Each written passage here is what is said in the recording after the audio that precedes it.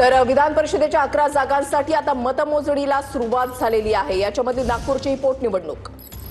तर 11 जागांसाठी आता मतमोजणीला सुरुवात झाली आहे। स्ट्रॉंग रूम उघडण्यात आलेले आहेत आणि आता मतमोजणीला सुरुवात झाली आहे। पहिल्या पसंतीची मतं आधी मोजली जाणार आहेत। सोलापूर, जळगाव, सांगली, सातारा, नांदेड या ठिकाणचा निकाल काही वेळातच आपल्या समोर येईल।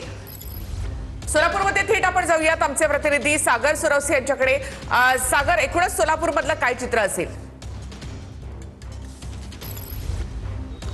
निखिल, आपण पाहिलं की खरं तर सोलापूर जिल्ह्यामध्ये सुरुवातीला मोठा ट्विस्ट जो आहे तो पाहायला मिळालेला होता। कारण काँग्रेसचे अधिकृत उमेदवार आदित्य फत्तेपूरकर यांचा उमेदवारी अर्ज छाननीमध्ये बाद झाल्यानंतर मात्र महाविकास आघाडीकडून कोण असा प्रश्न जो आहे तो उपस्थित झालेला होता। त्यानंतर मात्र या ठिकाणी राष्ट्रवादी शरद पवार गटाने देखील आपल्या एबी फॉर्मवर अर्ज दाखल केलेला होता आणि त्यामुळेच भाजप विरुद्ध राष्ट्रवादी शरद पवार गट असा थेट सामना जो आहे तो या विधान परिषद निवडणुकीमध्ये पाहायला मिळाला होता।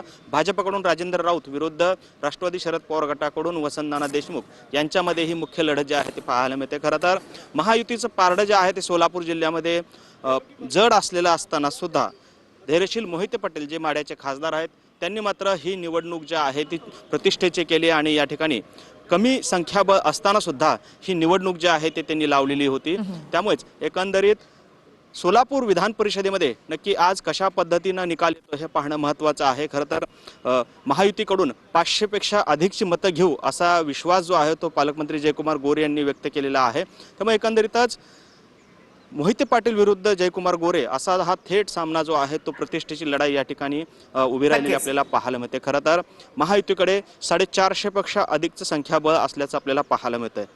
निखिला, धन्यवाद सागर एकूणच माहितीबद्दल। तर उत्तम जानकरांच्या मुलाने देखील इथे माघार घेतलेली होती आणि त्यांनी राजेंद्र राऊत यांना पाठिंबा दिलेला होता। त्यामुळे इथे देखील तेवढाच मोठा ट्विस्ट पाहायला मिळतोय। आणि सोलापूरमध्ये जर आपण पाहिलं तर खरी लढत ही पालकमंत्री जयकुमार गोरे आणि खासदार धैर्यशील मोहिते पाटील यांच्यामध्ये असल्याचं पाहायला मिळतंय। उमेदवार आहेत त्या ठिकाणी भाजपकडून राजेंद्र राऊत आणि शरद पवारांच्या राष्ट्रवादीकडून वसंत देशमुख।